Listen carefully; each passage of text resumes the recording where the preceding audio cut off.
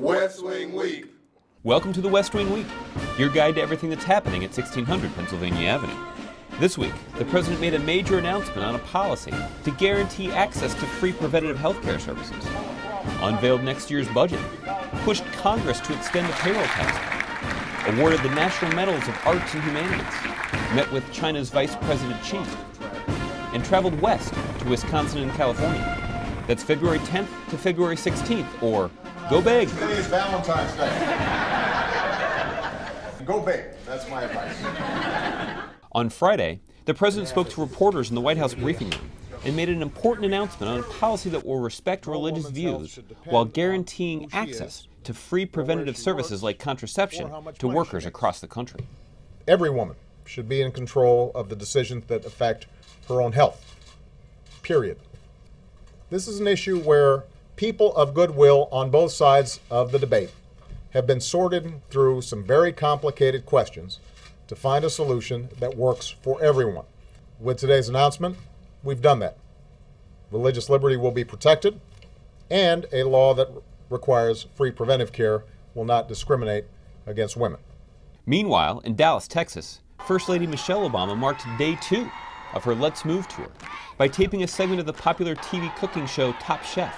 Joined by Top Chef alums, members of the Dallas Cowboys football team, and local school children, she served as a judge to a healthy cooking competition that highlighted a key component of the Let's Move initiative, making school lunches more tasty and nutritious. Same thing with this cilantro. You like cilantro? Later, in Homestead, Florida, the First Lady continued the discussion of childhood health, nutrition, and fitness at a WebMD town hall with local families, before ending her day in Central Florida, where she joined the Halls family at their home and sat down for a healthy, home-cooked dinner based upon the principles of My Plate, a new USDA nutrition system that replaced the old pyramid.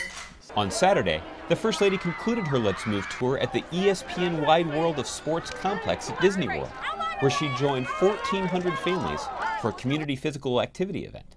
On Monday, February 13th, the president visited Northern Virginia Community College to unveil his budget proposal and announce a new $8 billion community college to career fund. In the State of the Union, I outlined a blueprint for an economy that is built to last. Today, we're releasing the details of that blueprint in the form of next year's budget. Don't worry, I will not read it to you. But the main idea in the budget is this. At a time when our economy is growing and creating jobs at a faster clip, we've got to do everything in our power to keep this recovery on track. And that's why my administration is helping community colleges redesign training programs. And that's why we're making a national commitment to train 2 million Americans with skills they need to get a job right now or start their own business right now. Back at the White House, the First Lady and the President were part of a time-honored White House tradition of awarding the 2011 National Medal of Arts and National Humanities Medal in the East Room. Somewhere in America, the next great writer is wrestling with the first draft of an English paper. Somewhere the next great actor is mustering up the courage to try out for that school play.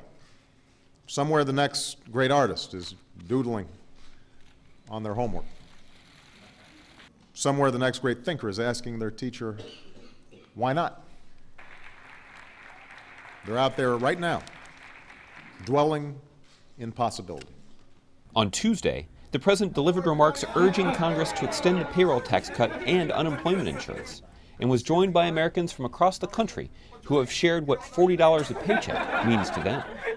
Just pass this middle-class tax cut, pass the extension of unemployment insurance, do it before it's too late, and I will sign it right away.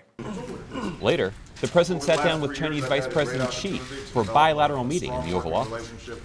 On Wednesday, the president traveled to Milwaukee to tour the manufacturing facilities at Masterlock and discuss his blueprint for an economy built to last, based on American manufacturing and the importance of companies insourcing and investing right here in America. Manufacturing is coming back.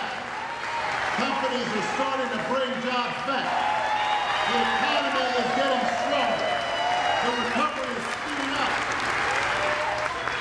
We're moving in the right direction. And now we have to do everything in our power to keep our foot on the gas. Meanwhile, on Thursday, back in Washington, the First Lady made a surprise appearance in the Blue Room to greet unsuspecting tourists visiting the White House. She was, of course, accompanied by Beau.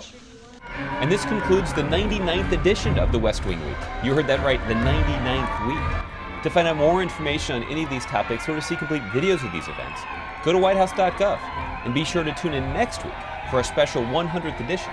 And thanks again for checking out the West Wing Week. I was thinking about the fact that I am a father of 2 girls who are soon going to be in high school.